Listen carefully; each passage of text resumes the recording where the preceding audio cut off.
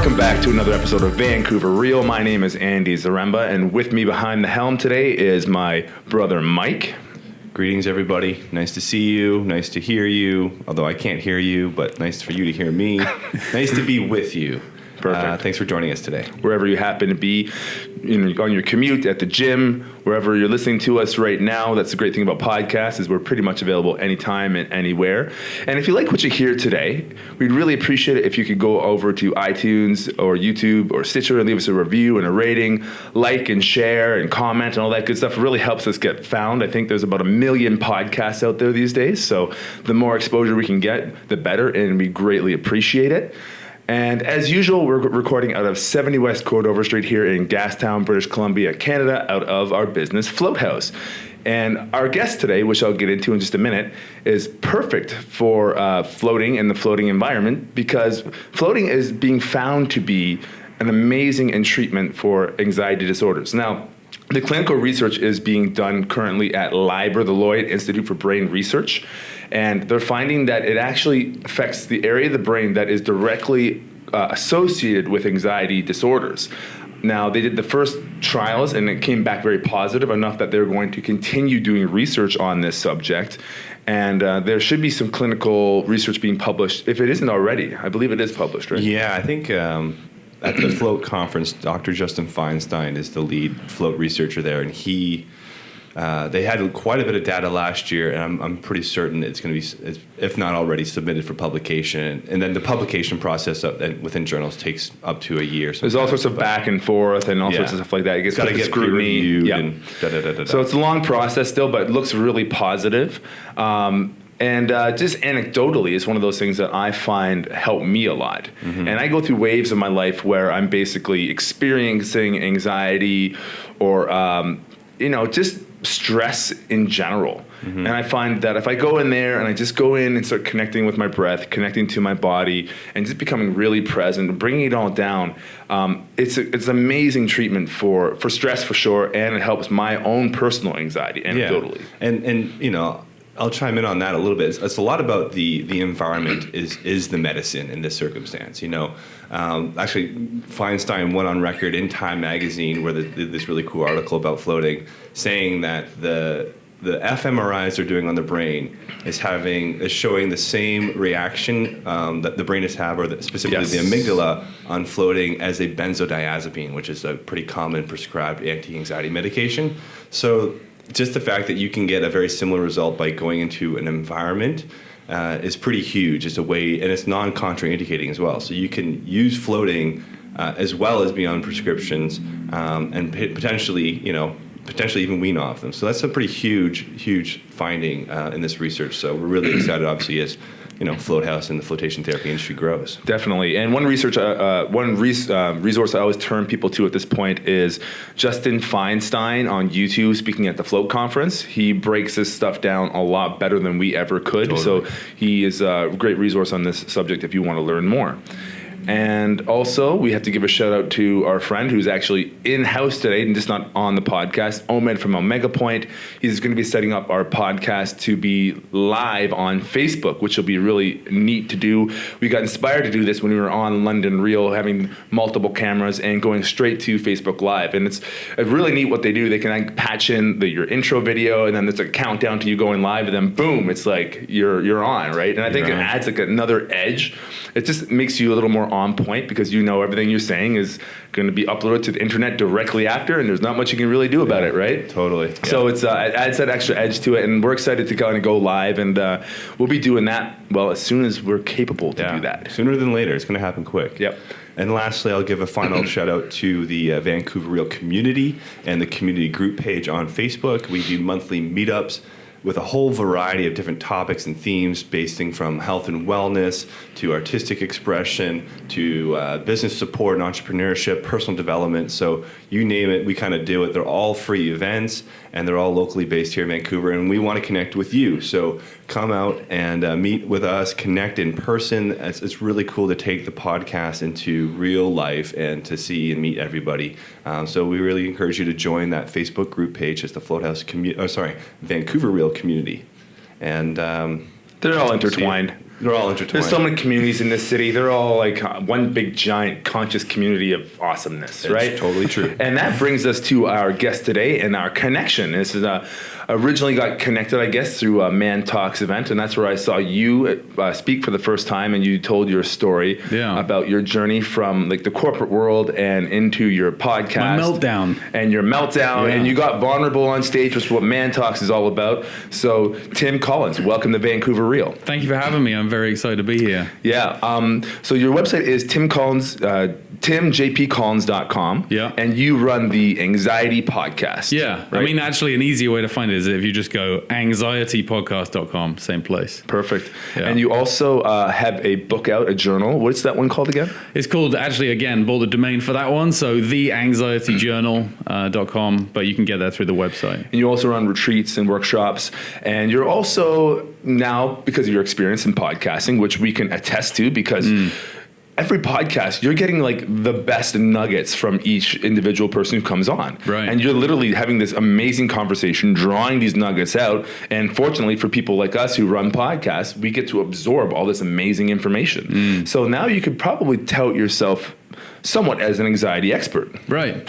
Yeah, I mean, you kind of, people say you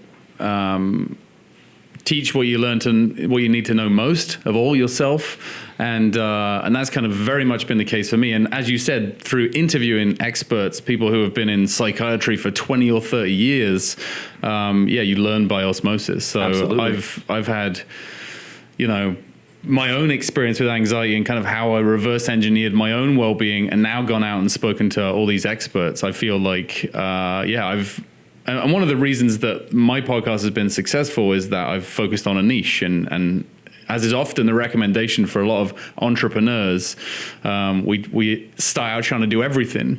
But for me, I've just focused on a niche and kept nailing it and really building all my knowledge around that specifically. And that's where I've had the most success. Yeah, it's totally a really smart strategy because, I mean, again, as we mentioned in the intro, there's something like Brian Rose was telling us when we were in London that there's about 1 million podcasts out there now. So how do you get found in a sea of podcasts? Like it's really tough. One of the things we do at Vancouver Real is that we're like, well, what's our niche? We cover a very broad range of subjects, mostly things that we're interested in, but we are focusing on being local, like a local podcast, similar to like a local radio station. Yeah. So we're bringing in people from the community like yourself, like Connor Beaton, like whoever else is in or interesting, and we're figuring like, well, can we make a local niche and be like a resource for people locally? And that's basically what we've done, right? But why don't you start off by telling us a little bit about your story and how you kind of moved out of the corporate world and then got into what you're doing today? Yeah, absolutely. So I followed what I think was a pretty traditional path in my life, in that I grew up and my parents and society and everybody around me was saying, make more money, get a better business card. That was the driver that I was after. It was like, how do I get more? How do I make more? How do I be more? And I never, this modern age luxury or privilege we have of considering like, what impact do I want to make in the world, or what do I want to do that's meaningful? Back then, I didn't even consider that. It was just like, how many zeros after the one could I possibly fathom?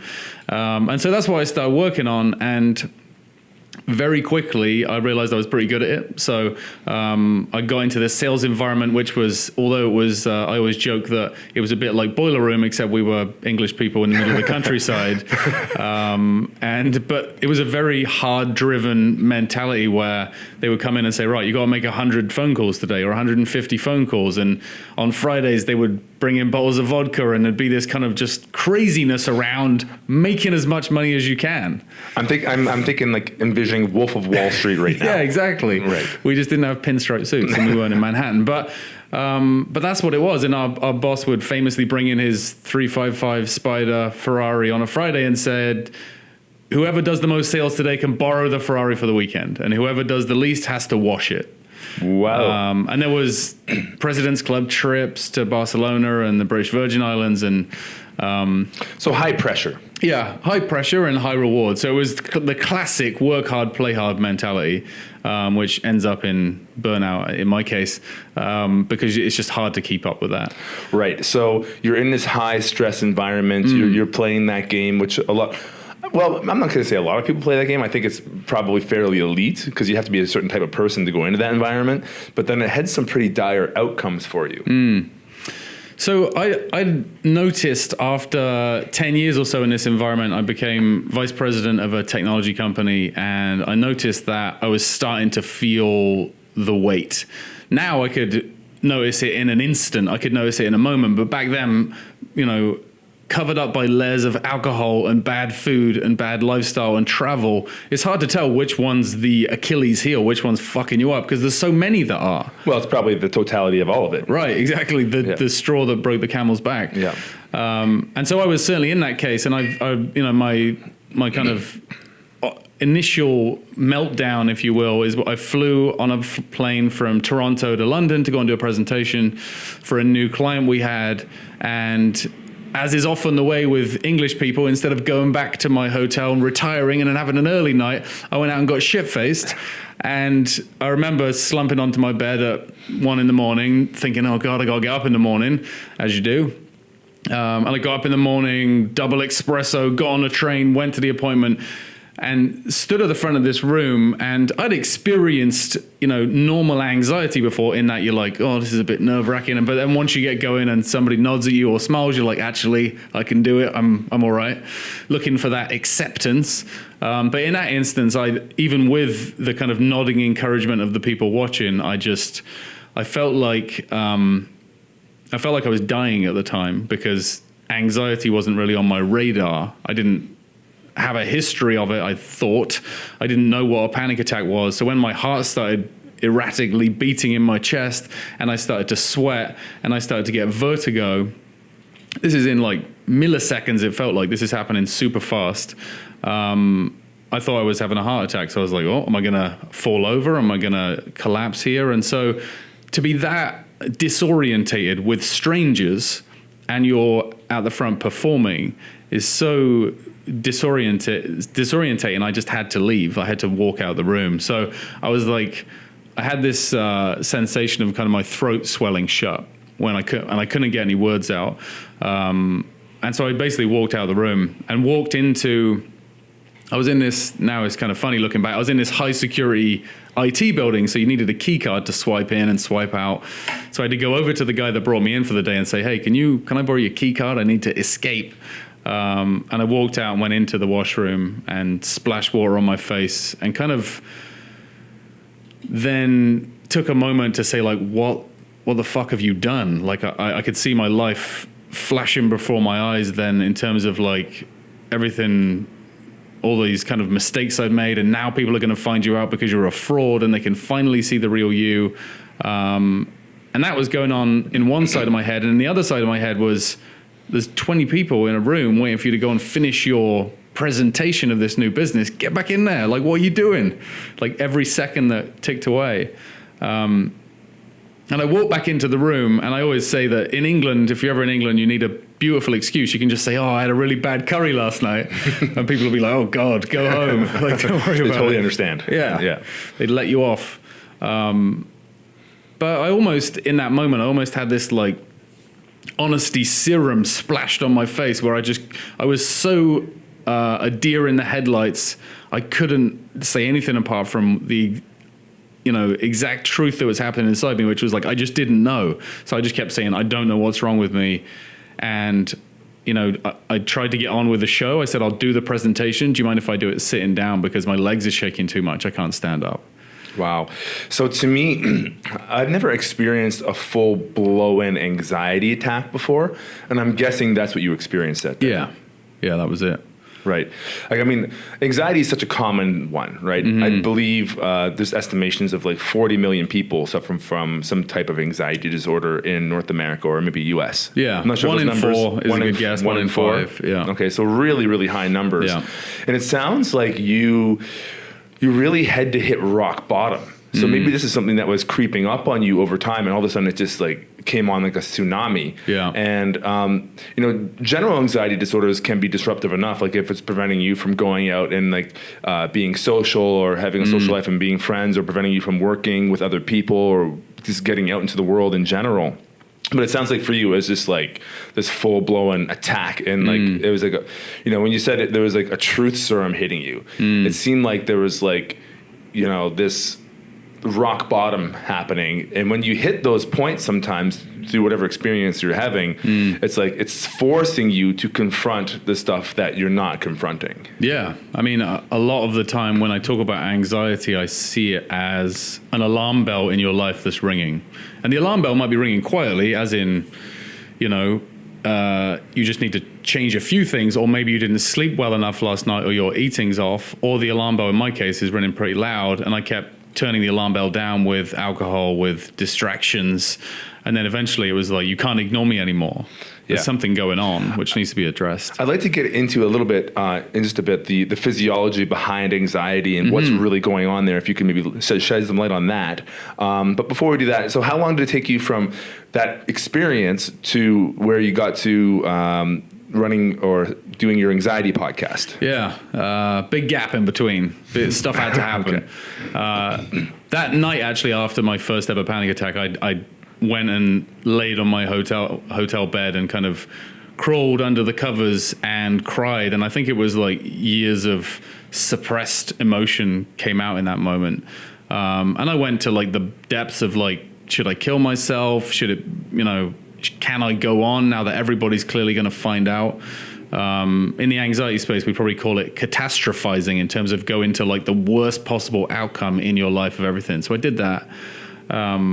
And then I did go into work the next day and say, I think I got the flu. Like I did then kind of my cover up kicked back in so I could actually just get on with my life and try and figure it out.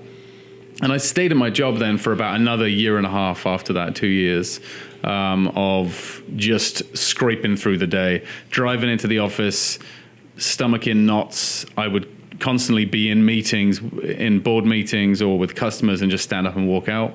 And people would be like, "You all right?" And I'm like, "Yeah, just something I ate," or I was just trying to get through, because I'd built these handcuffs of this machine where I had to feed the machine. The golden I had to handcuffs. put like 10 to 15 grand a month in the machine to keep it going, right? And I couldn't to back out of it. The ego was like fighting hard to like not want to back out of the stuff I'd put together.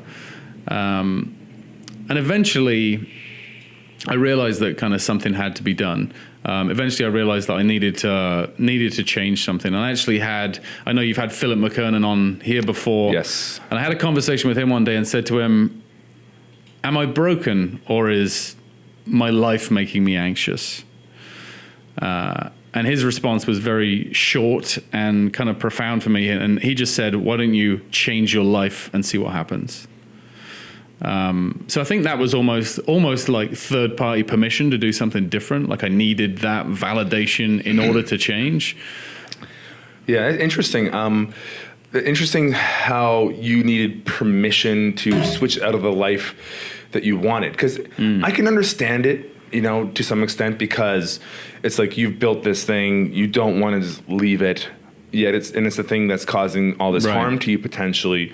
And when somebody says like, hey man, why don't you just change it up and do something different, it gives you permission, because it's like, Philip suggested that I try this, right? Yeah. And I find this is a pretty interesting phenomenon. This is a little bit off base from what we're talking about right now, but I find that so many people are looking for somebody else to give them permission. They're looking for somebody else to give them permission to be great, to be confident, to step into some kind of role that they want to.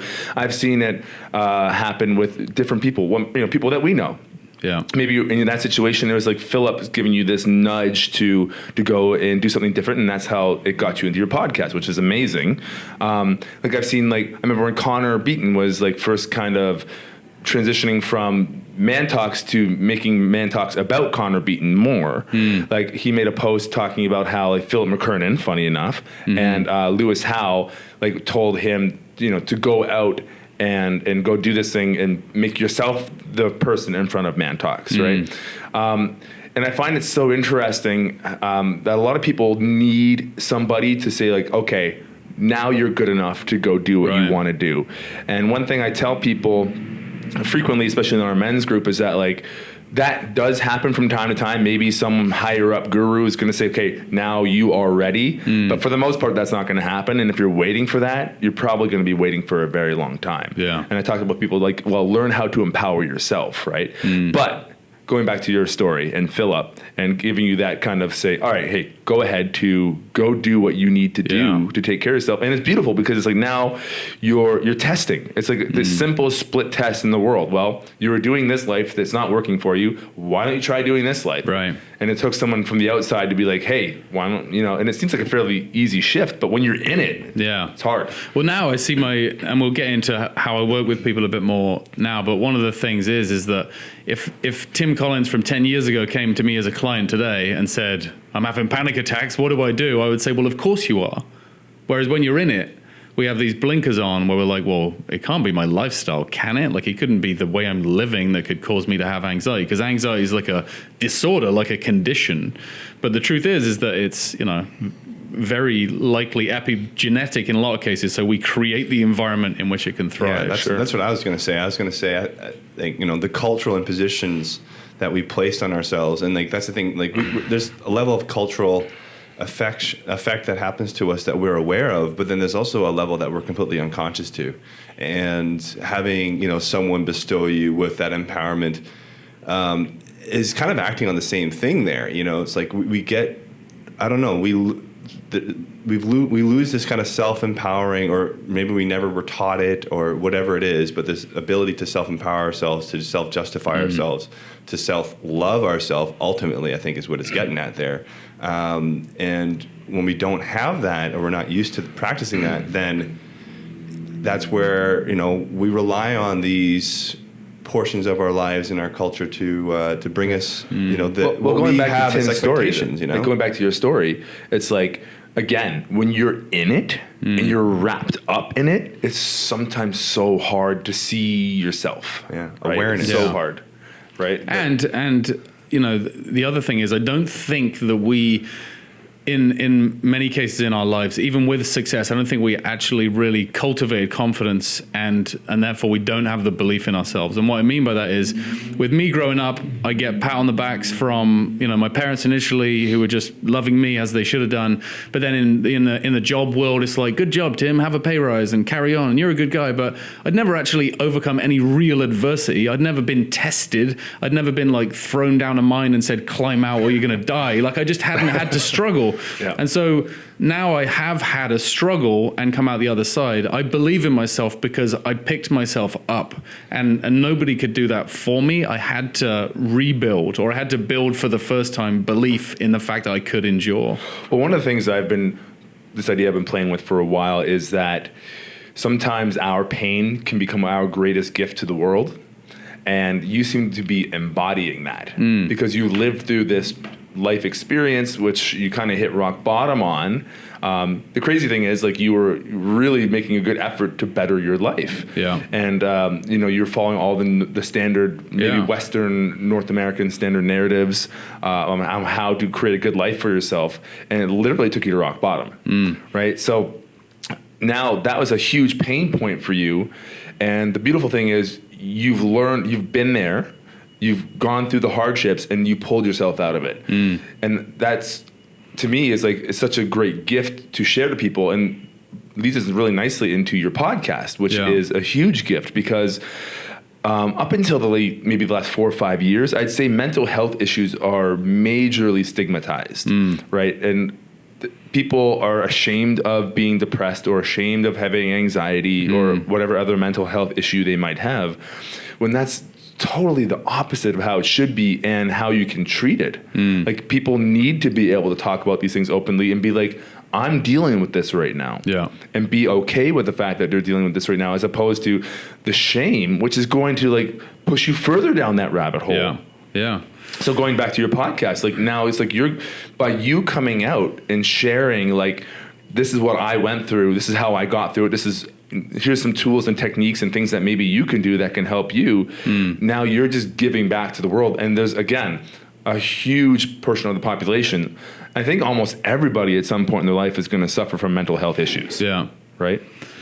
I mean, well, first to talk to that bit a little bit, we're hardwired to have anxiety. That's how the human race has survived for so long. We're supposed to be like, what the fuck is that? If we hear a stick break in the woods, because we're primarily built to look for the saber-toothed tiger as opposed to it just being a bunny rabbit or something. We're looking for the threats.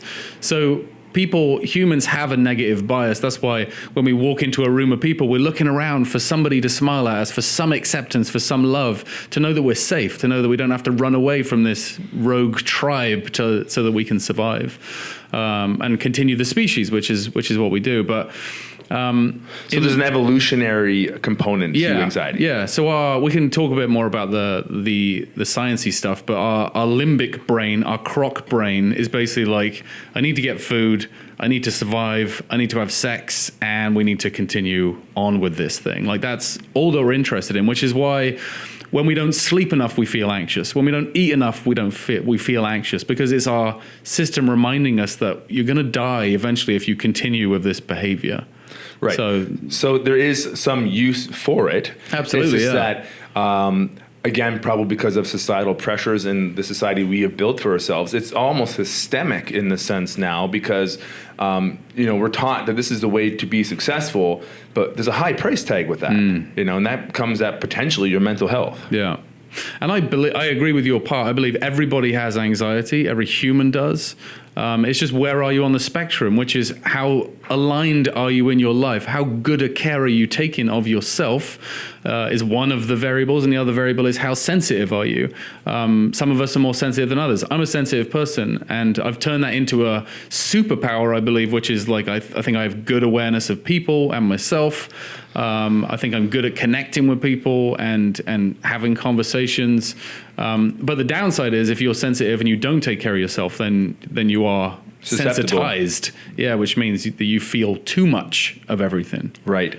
So can you get into a little bit about what happens to somebody when they are experiencing anxiety from a physiological standpoint?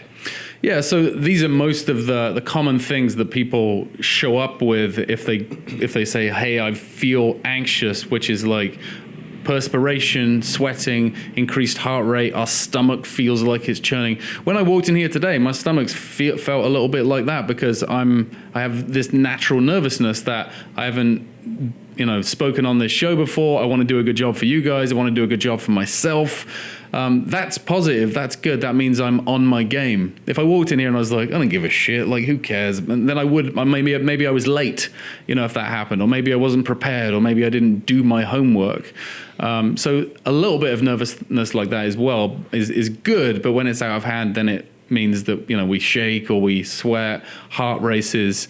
And again, another total segue, which we can absolutely get into, is the same exact physiological response as we get when we're excited is the one we get when we're nervous. Our body is doing the same thing. Yeah, that's interesting. So, I'll use my own experience for this one. When I was on London Reel, and I'd say weeks before it, I was really getting in my head about it. And I'm just like, whenever I got really in my head about it, I would start doubting everything. And I'd start doubting myself, and like, should I be on this podcast? Like, there's some pretty big giants on that podcast, right? And I'm like, who am I to be on that chair that, Gary Vee has sat in, or Neil deGrasse Tyson, or whoever else he's had on there, like huge names, Graham Hancock. But I found that when I would just get out of my head and just like, what it was for me was like, just like,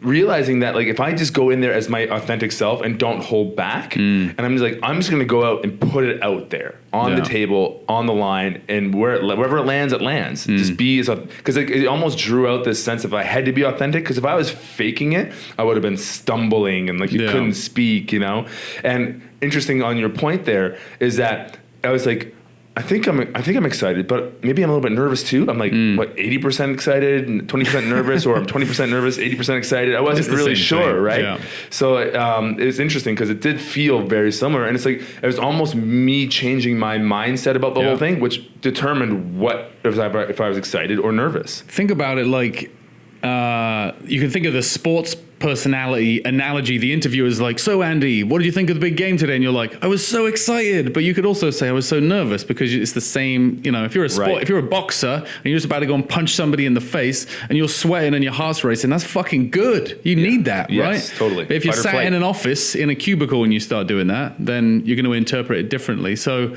I had a guest on, I can't remember who it was at this point, but he had a great line, which was turn nervous energy into performance energy. Turn nervous energy into performance energy is the same thing. So it's almost just like you're flowing it in a slightly different direction. Sure. And think about what it feels like to be anxious. Your vision is better because you're going to survive. Your hearing's better. I got goosebumps now talking about this shit, but that's what it does. It gets you prepared for action. It gets you ready to go. So if you can harness that as excitement for the task at hand, then you're onto something. Well, I think you're referring to the sympathetic nervous system, or fight or flight response, right? That's what that is. And the opposite of that is, of course, the parasympathetic nervous system and the relaxation response. Yeah. Now, again, in short dosages, we know that fight or flight response, the stress response, is extremely useful. It can keep you alive if needs be.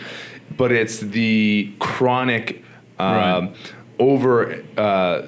activation of that stress response repeatedly over and over and over, which is going to have those long-term effects on you. Like you're basically like getting flooded with stress hormones, like, cortisol, epinephrine, norepinephrine, and that's going to like wreak havoc on your immune system. That's going to give you hypertension. It's going to give you, again, the anxiety. And also, the more you activate that stress response, the quicker it is to activate.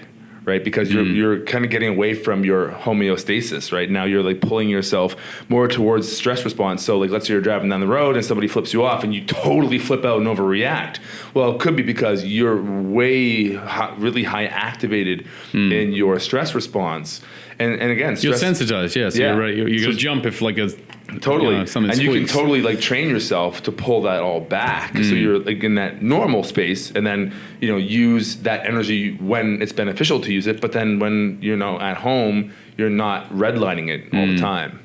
Yeah, and on that point, like a book I read, one of the few anxiety books I love, was written by Dr. Claire Weekes, who I believe was Australian.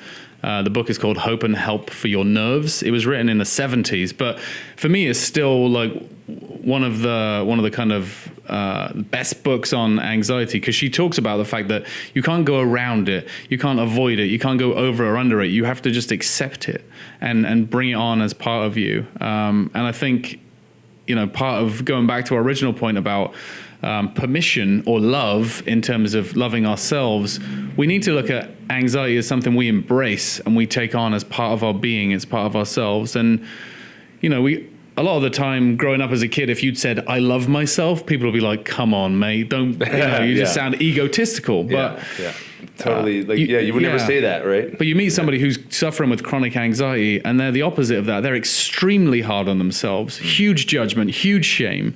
So you do need to get closer to loving yourself, including the bad bits, including the sensitive bits, because we're rejecting part of ourselves, and that's why it feels so disconnected. Totally, accepting yourself fully.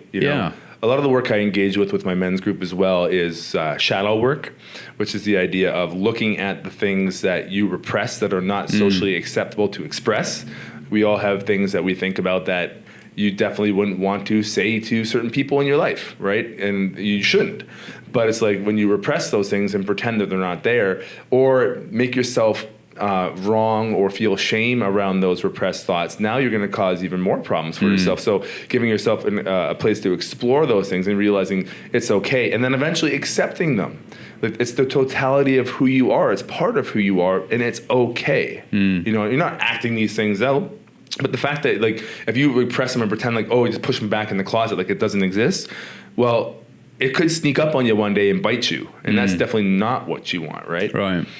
So and anxiety is a perfect example of like constantly, as Seth Godin, the marketing wizard, would say, like, dance with it, get to know it, have dinner with it. Because if you're constantly engaging with it, then it's not like a slap around the face if it shows up when you're about to step on stage for a speaking event and you've never practiced, you've never been there before. I call that going to the fear gym. Right. Yeah. It's funny. London Real just I had my first meme. Somebody made a meme about me, and they just posted a meme saying that you can basically condition yourself to get over fears. And that was my meme they put out for me. I was like, sweet, I have somebody put a meme out. I love this it. is great. Let's switch gears a little bit. And if somebody is really suffering from anxiety, now I'm sure you've interviewed a lot of people that has given you a lot of advice on how to deal with it. Do you have any like strategies or techniques that you can recommend to people who have anxiety or experience that? Yeah, absolutely. So I'll start with like environmental or foundational ones. This is the advice that I would give one of my one-on-one clients that I work with, or somebody in one of my retreats. And that would be, let's look at the simple stuff. So are you safe? Are you fed? Are you watered? And then beyond that, there's obviously stimulants which are going to make you feel good or bad, depending on how you interact with them. That could be caffeine, alcohol, tobacco, and sugar. CATS is the acronym if you want to remember it. I'm also allergic to cats, so I avoid those too. Oh, there you go. Now that my diet's on point and my exercise is on point and my lifestyle's on point, I can have a coffee and it's fine. But give me a coffee when I was at my most stressed, I could walk past a coffee shop and I'd start flipping out, because that's how connected that was to unsettling me. Totally. So again, going back to like relationships, workplace, what you eat, who you spend time with, you are the 5 people you spend most time with. All those things count. One of my slogans or lines I say is stop coping and start changing, because the traditional approach to fixing anxiety is go to the doctor, get some medication, take that, and you'll be okay. That's what the world at large thinks is the solution. But the truth is, that's putting, as you would say in North America, a Band-Aid over it. So you're covering up the underlying problem, the alarm bell's still ringing, and now you've got other feelings and side effects we can potentially get into. But yeah, essentially, I use a methodology called the 3 C's. This is something which I've kind of, from all the interviews I've done and all the work I've done on myself and learnings I've done, this is something I put together which is very easy to remember. One of my clients actually tattooed this on their wrist because they just wanted to remember it that much. I recommend people write it with pen on their wrist so you can just have it there. But it depends how bad you need it, I guess. Yeah. So the first C stands for curiosity. So this is kind of like a pattern interrupt. Curiosity being like, I wonder why I'm feeling anxious. Oh yeah, because I didn't eat today, or I drank red wine last night, or this relationship I'm in is really stressful, or it could be bigger macro things like my job just isn't for me, and selling pharmaceutical drugs makes me feel bad, or whatever the thing is. So curiosity helps us become our own investigator. And instead of trying to distract, we get to interact and say, what exactly is going on? Maybe it is just good old-fashioned anxiety, and there's actually nothing wrong. That's an answer as well, right? So curiosity is a great place to start. The second C stands for courage. And the reason we need courage is we need to be able to just stand in it and just accept it for what it is and feel the feelings. Because if your amygdala is trying to send you a message and you keep ignoring it, it'll keep turning up the volume on the message. So if you stand there with courage and say, I've got it, I've got the message, I know you're trying to tell me something, and the curiosity bit is actively trying to do something with it, then we're breaking it down. And also just courage from the sheer point of getting comfortable being uncomfortable. It's why I advocate people jumping cold showers or cold oceans like the one we have. Shout out Wim Hof. Yeah, exactly, Wim Hof style. But that's a whole nother discussion in itself. But stepping into a cold shower and committing to do something that's uncomfortable takes courage, because it's not what we want to do. It's not as nice as getting in a bubble bath, right? Yeah. Or getting in a float tank. Yeah. Although there's an amazing amount of people that have anxiety around that too, but that's for another conversation potentially. Exactly. Yeah. But courage is basically just to accept it and to sit there and process it. Because again, as we said, if we try and avoid it, it's going to keep reminding us. And 10 out of 10 times that I speak to somebody the first time with anxiety, I say, just through the way they talk, the tonality in their voice, their actions, their words, they're fighting it. They're resistant to it. And like most things in our lives, if we're resistant to them, then they push back. Yeah. Anxiety pushes back. Yeah, I'll chime in real quick there.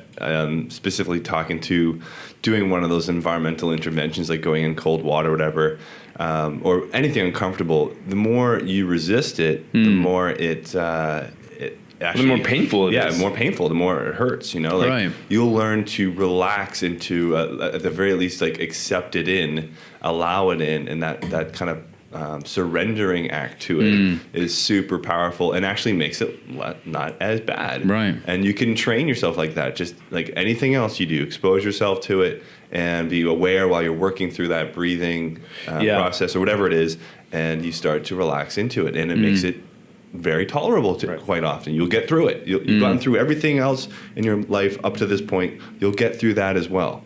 You know?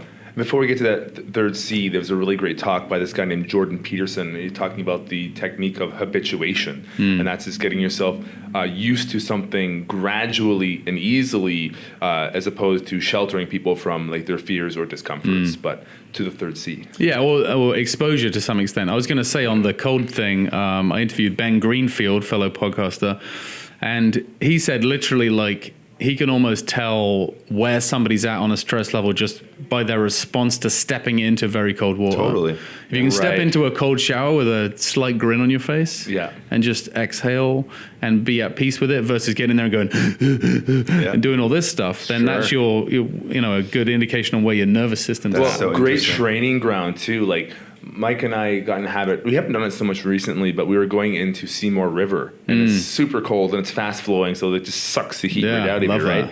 But it's true though. Once you get into that rhythm, you can go in there and you can be zen. Oh yeah. And just, like usually when people first go in there, they're like panicking and screaming and whatever. But you could just slip in and be like, okay. Actually gets easier the more you calm down. I was doing it at Christmas in by Vancouver Island, and timing myself in about 2.5 minutes. First 45 seconds was like my body calming down. Then after about the minute to the 2.5 minutes, I was just like kind of zen. And then it's almost like you can't feel it anymore. And then I get out and my muscles wouldn't move very well. And we call that the warm blanket phase. But the same thing's true with like exercise. You get into the zone. People in CrossFit call it like the dark place or whatever, where you just, that's a bit of an extreme version, but it's absolutely about your interpretation of the pain. It's why I also enjoy fasting. Because, we respond so quickly to like, oh, I'm hungry, I need to eat something. Right. And the truth is you don't need to eat something straight away. Well, this is all really kind of stemming into a conversation around mindfulness too, right? Yeah, and absolutely. just like creating a little separation between your initial knee-jerk reaction and how you respond to any situation. Right. Like just creating a little separation, and that's totally possible to do with training, and all the things we're talking about right now are ways of introducing some sort of stimuli, and you like especially the cold, because the cold is like you can't run from that. It's right there. You have to deal with it immediately. And if you could freak out, or it's like you can experience that sensation and not necessarily react to it. And I feel like that could work in a similar way with anxiety. Yeah. I mean, it's just another. It's why people talk about cold water. It's why Tony Robbins jumps up and down on his little trampoline thing and flushes his nervous system, because he's changing his physiology. If you think about the fight, flight, or freeze response in nature, you classically have an image of a gazelle being chased by a lion, and the gazelle escapes and it lays down and plays dead. And then when it jumps up, it starts shaking and quivering and running around in circles because it's flushing its nervous system. It's flushing all that energy out. Now, as humans, what we do is when somebody cries and shakes, we tell them to calm down and don't cry and don't shake, which is locking the pain in as opposed to getting it out. So that's why exercise is so good for us. That's why there is such a thing as shaking medicine. Tribal and ancestral people dancing around fires at night, like flushing all that stuff out. Interesting. Anyway, third C. Third C is the big one and ties it all together, which is compassion. Compassion for yourself. Compassion for the fact that you're struggling a little bit at the moment and you're working through something and you don't have to be perfect. And by the way, little secret, everybody struggles. And I have this like wonderful lens of the world now, because I talk about anxiety all the time. I talk about stigmatized things, whether it's on stage or on the podcast, and people come up to me afterwards and they're like, I got anxiety too. Or I've got depression as well. And so it's almost like giving people permission themselves through being vulnerable to share their own stuff. And I can tell you that people you never would have thought are struggling, it's almost like the people you think look the best and have the most shit together have the most stuff that they want to tell you. Well, I wonder if it relates at all to like those kind of hard-driven type A personalities. I mean, there's something driving them for whatever reason to go out and get things done in the world. Yeah. But maybe that same mechanism is causing them to have anxiety. I actually did this really interesting test called the MQ at Moment Meditation over there in Gastown, where they hooked me up to all this equipment. They were like looking at my brain waves and my breathing and my micro sweats and heart rate and muscle tension. And she said to me, she's like, you have like a really high horsepower brain, and there's a good chance in some point in your life you experienced or anxiety. And I'm like, yeah, I totally used to, for sure, throughout my 20s, like really pretty crippling anxiety. But it could be just because of the way my brain is wired. Like it just revs up really high. Now it's like, if I can harness that, it's an amazing tool. But it's like, if you're not in control of that, it can go out of control. Yeah. You can just go run wild, right? Yeah, you hear it a lot in the entrepreneurial community, ADHD and depression and, a lot of these things going around. And I think that's probably why. Yeah. And this is, again, coming back to you, it's just a great example of somebody's pain becoming their gift to the world. Because, I mean, you speaking on your podcast or at speaking events like you have coming up today, I believe, right? Yeah, tonight. Mondays, yeah. Yeah. I mean, you're stepping into the light and you're saying, I have this issue, I have this problem. And by you doing that, it's like throwing up a flag. And I could see why your podcast is doing really well, because it's like people were looking for a resource where people can talk about this in an open forum and just realize that other people deal with it too. Yeah. And anxiety is fucking boring, right? It's stigmatized, it's dull, it feels a bit like going into a library or something. And so I'm trying to come at it from like, I said this recently, which is like when I started the podcast, I talked about what I thought other people wanted to hear. And now I talk about what I'm interested in. So I don't know when that switch happened. I just realized it the other day. It was like, and it's again, going back to permission at the start, I was like, I should be a doctor or a psychotherapist, or I should go back to school.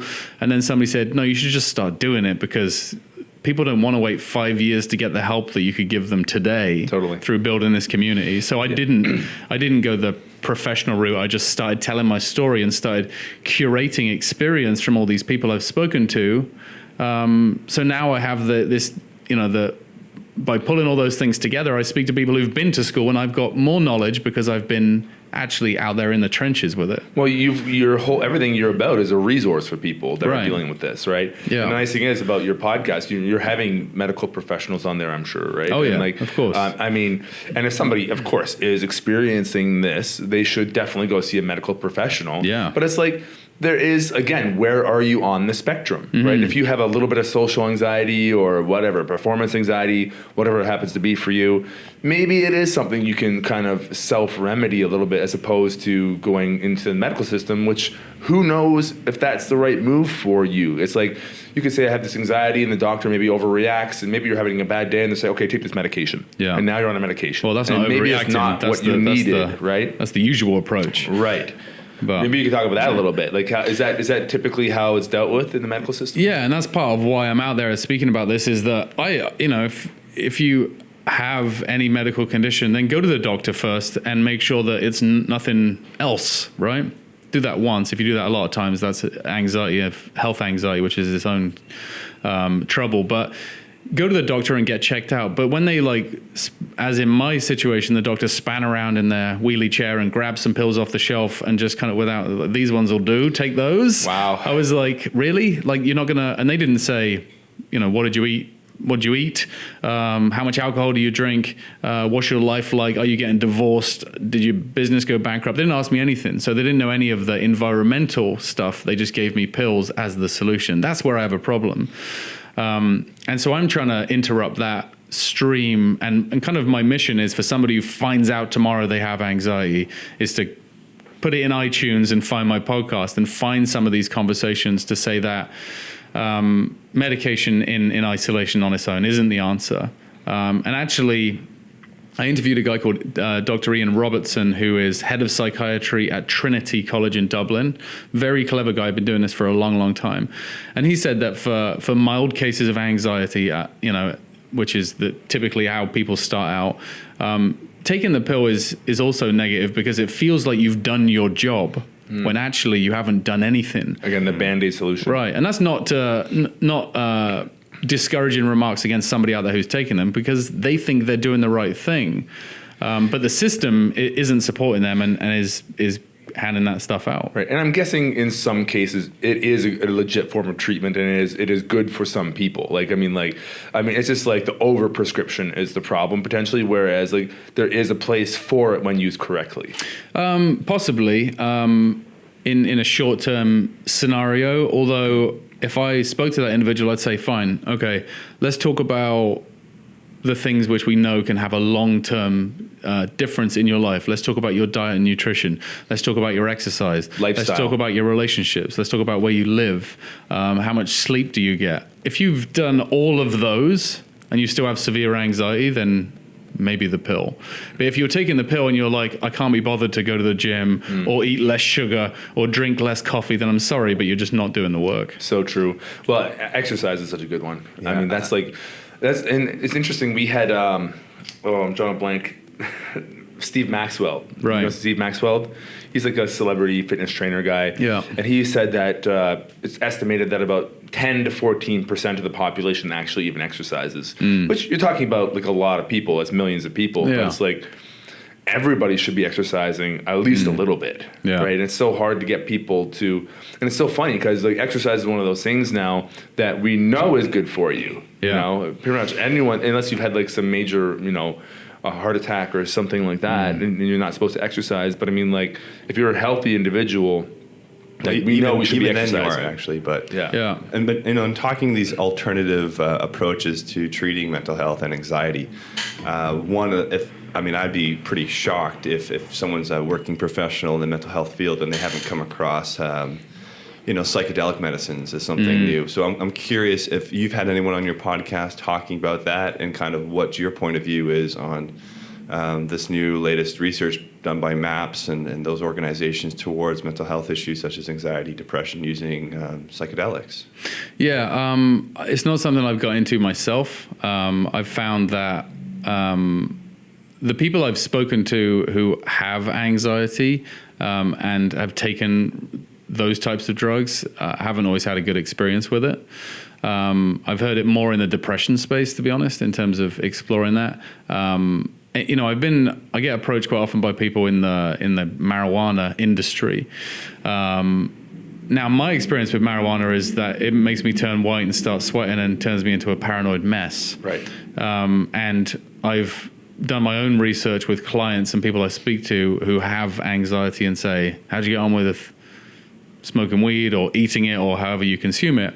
And it seems to be fairly standard that is the response that people get. Now, for somebody who has a stressful life and maybe a very mild level, it seems like they can relax and they can find it as a therapeutic type benefit from that point of view. But I don't know if I'm brave enough to go out and start taking psychedelics because I'm kind of happy with where I'm at. For sure. As well. And again, it's something that might not be for everyone. And the thing is, it's not like we're just saying, okay, I'll go out there and do that. But there is like a lot of research happening right now with MAPS, the Multidisciplinary Association for Psychedelic Studies. In fact, the phase 3 clinical trials are happening. Well, part of it's happening here in Vancouver. Right. And they're using MDMA to help people with PTSD and depression, and they're having really good success with it. Yeah. But in conjunction with a therapist, like psychotherapy. Right, yeah. And there is research happening on a lot of these different substances now. So it's not just like just go and take these things and it's going to cure you. It could be a tool in the tool belt. Yeah, and a lot of them are showing for treatment-resistant mental health issues because this is a pretty invasive way to, go after mental health approaches. But a lot of, a big part of it is all about this notion of set and setting. Have you heard of those terms before? Yeah. So set being your mindset and your emotional state when you're going into it, and setting being the environment, and having a whole little procedure around that, a methodology, if you will. And all this research is, showing that you need to have a proper set and setting and a protocol in place more or less, or if you want to take a more spiritual context, a ritual. And so having that dramatically affects the outcome of the experience and how you approach the experience. So just going and doing, if you have anxiety or depression, you're going to go do mushrooms on your own in your bedroom, you're flipping a coin there at best. So, using these things intelligently, doing a little bit of research, but, there is overwhelming evidence of it being remarkably effective in terms of comparing to traditional ways of treating mental health. Like one short caveat I always throw in there when we have these conversations is that if you're on any kind of medication, don't take these things at all. Like, just don't do it. And I would say on that as well, like if you're on any medication, you're listening to this conversation, don't stop taking it without the help of your doctor. You need to be weaned off it. I mean, the way that these things work, they need a lot of support to withdraw. And also going back to my original point, listen, when I went to the doctor in 2010, when I first struggled with this, I just wanted a solution there and then. I was like, I'm broken. You need to fix me. If somebody said, listen, Tim, you need to, eat less sugar and exercise more, I would have been like, fuck off. Like, I just want to feel better tomorrow. And that's one of the things that takes a bit of time to get your head around is that it's a lifestyle. It's a change in you. It's not like a quick fix. If you're on the internet searching cures and those sorts of things, then you're not going to find what you're looking for. You're just going to find some online course that supposedly solves your problem, but doesn't actually. For sure. Yeah. That's one of the biggest challenges we're facing just with our business is, well, it's not a challenge. Just this whole education process is happening. People need to learn. I mean, we're getting over first the stigma of mental health and the cultural kind of context of that, but just educating people on stress and health and well-being and mental health and all these things. This is a process and it takes a long time. And then once you know it, you got to apply it and actually make those changes in your life and be aware, that curiosity C that you described. I was thinking, awareness. You need to be aware and catch yourself and first realizing, I have anxiety now. Okay, what did I do? What could have influenced this? What maybe triggered this, et cetera. So get the education out there and then people actually need to implement it. Yeah. That's a whole other ball of wax. Like the exercise thing you're talking about. Like people know to eat broccoli and less chips, and those chips are so good though. That's the thing, right? You gotta broccoli chips. You're tired after a hard week. That's thinking. Kale chips. Kale chips. Yeah, it's definitely a process. So I can see how your podcast is just doing a giant service of a lot of this educational and inspirational, and I don't know, it's probably multiple faceted with how it's connecting with people. As Tim Ferriss would say, I'm kind of scratching my own itch. So I'm interested in all this stuff. Cool. And then I'm just kind of putting it through the old Tim Collins sausage machine and looking at it through the lens of stress, which is why I'm starting to work with businesses now around corporate stress, because that's kind of where I came from. Awesome. And if neglected, could just be high stress or it could be anxiety. Right. Well, I feel like we could keep going for a while on this podcast. Yep. However, luckily, since you are fairly local, we can definitely do this again sometime. I'd like to have you back on. And to quote Brian Rose a little bit, he's like, leave them wanting more. Leave them wanting more. Don't just exhaust the guest. You can't do it if you say it now. Yeah. Well, we're doing it. But I feel like you're a wealth of knowledge and resource on this topic. And again, if you want to connect with Tim, it's timjpcollins.com and the Anxiety Podcast. And what are your social handles as well? It's all the same, Tim JP Collins. Oh, money. On Instagram, Twitter, Facebook. That's a pro move right there. Yeah. Keep it simple. Keep it easy. Real estate, yeah. Very awesome. Cool. Anything else you'd like to say? That's it. Yeah, for people watching or listening to this, I just like to say you aren't alone. And when you start tapping into these types of resources, you'll know that there's just a lot of people feeling the way you feel. When you feel it for the first time, it's like, God, I'm broken. There's something wrong with me. And you're not. It's just a season and you're going to move through it. Beautiful. Amazing. All right. Well, I'd like to do this again sometime. Me too. Thanks a lot. Excellent. Cheers, guys. And again, if you like what you hear today, please, find us on Facebook, give us a review, a rating, a share, iTunes, YouTube, Stitcher, all that good stuff. And of course, come out to the monthly meetups. The next one's coming out in 2 weeks. This obviously won't be out before then, but we have meetups every single month. So come out to that and connect with the community. And if you want to float, use the promo code Vancouver Real. Yes, Vancouver Real, and you can receive a 20% discount off a single float. So thanks very much for listening, everyone. Really appreciate it. Andy Zaremba and Mike Zaremba behind the helm. And until next time. To whatever is. To whatever is.